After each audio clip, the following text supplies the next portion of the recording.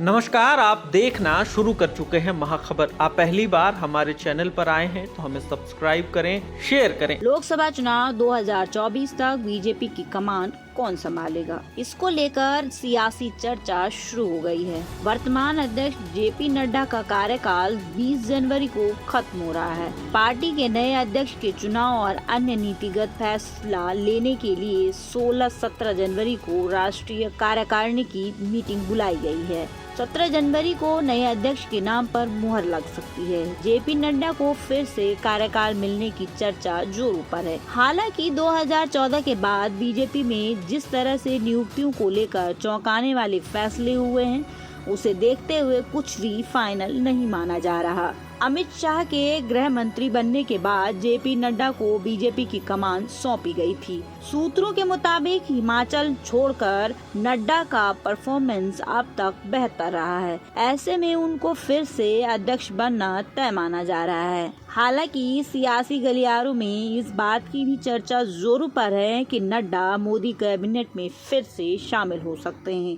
अगर ऐसा हुआ तो बीजेपी को 2024 के लिए एक नए अध्यक्ष मिल सकते हैं। इनमें धर्मेंद्र प्रधान और भूपेंद्र यादव का नाम सबसे आगे है। 42 साल पुरानी बीजेपी में अध्यक्ष बनने की पहली शर्त है कि चुनाव लड़ने वाले व्यक्ति 15 साल तक पार्टी के सक्रिय सदस्य हों, साथ ही 4 अवधियों तक सक्रिय सदस्य रहा हो। अध्यक्ष का चुनाव लड़ने के लिए दूसरी शर्त है कि कैंडिडेट के समर्थन में निर्वाचक मंडल के करीब 20 सदस्य प्रस्ताव रखें। इन प्रस्ताव पर अध्यक्ष के कैंडिडेट को हस्ताक्षर करना होता है। अध्यक्ष चुनाव लड़ने के लिए सबसे बड़ी पेंच यही पर है। कैंडिडेट को उन 5 राज्यों से प्रस्ताव लाना होगा जहां राष्ट्रीय परिषद का चुनाव हो चुका है, यानी 5 राज्यों की संगठन का समर्थन जरूरी है। संघ भले बीजेपी के आंतरिक फैसलों में हस्तक्षेप नहीं करने का दावा करती रही हो, लेकिन अध्यक्ष के चुनाव में संघ की छाप हमेशा दिखती है।